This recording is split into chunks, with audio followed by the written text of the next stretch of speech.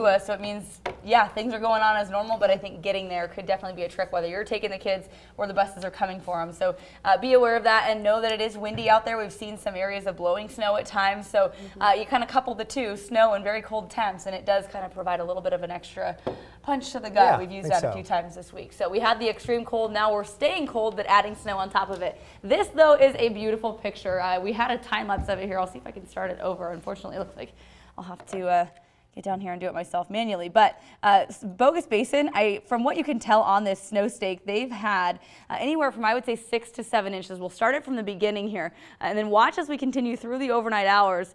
Now, of course, it's not loading for me, but there it goes. All right, so the snow starts piling up overnight, and it's really just continued to. I think we're at 6, almost 7 inches on that snow stake, and it's only 6:15 in the morning. So we know there's likely more where that came from, especially if the snow continues here in the fashion that it is for the next couple of hours. Brundage now up to 4. I've seen 3 on Tamarack Snow Stake, Sun Valley about 2.5 inches of snow. So everyone's starting to benefit. Bogus seeing it earlier than most. I think our south central mountains near Sun Valley and even the northern mountains could continue to see snow into the afternoon. Here's the picture for the next 7 days. So again, we kind of talk about what else is coming on a wider scale today. Yes, we have snow in the morning. Things change in the afternoon.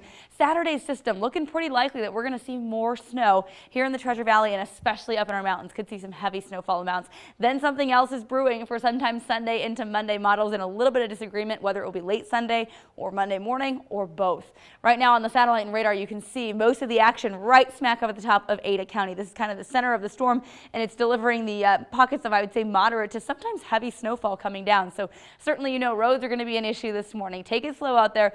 Give yourself plenty of time. Things lighten up a little bit in Canyon County, and there are some breaks in the action there. But overall, still light snow for much of our forecast area that stretches up through the Weiser Basin and up along Highway 55 into the northern mountains. So if you're driving up those mountain highways, yeah, definitely take it easy out there.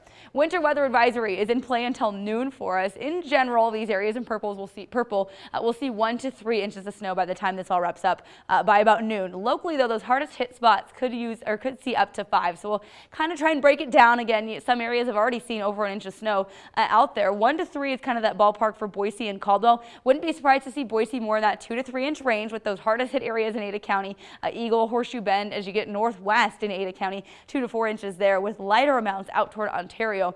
Mountain valleys like Idaho City and McCall, both on track to see anywhere from 2 to 4, if not 2 to 5. So packing a little more of a punch than we said it would yesterday, but we just learn more and more about these storms as they come in. And this one is not the last that we're eyeing. Keeping an eye on a system actually moving in for Saturday. Another snowstorm. It's going to be cold enough that we're still talking about this form of wintry precipitation rather than rain. Could again lead to slick and icy roads, as some of what falls today has the possibility to stick around a little bit. The result overall, I think, will be light to moderate snow.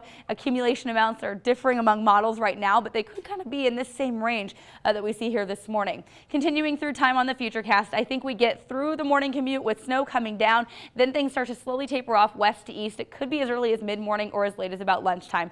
From there, things look better in the afternoon. The mountains will continue to see snow all the way through the first part of the evening, and then we take a break from all the activity for a day or so. Stays breezy on Friday, but then there comes Saturday, marching in with a purpose. Again, light to moderate snow expected across the region. You can see how widespread it looks to be by the time we get to Saturday morning. So yes, we've got a few things on the way. Also, cold temperatures coupling with it. We're in the 30s today, and tomorrow barely above freezing.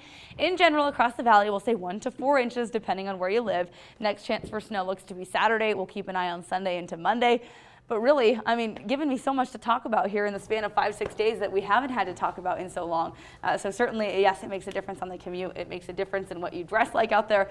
And keep in mind that it also feels pretty cold compared to average. Yeah, a good thing, though, that we haven't been having these morning commutes like we had last year. Right, one day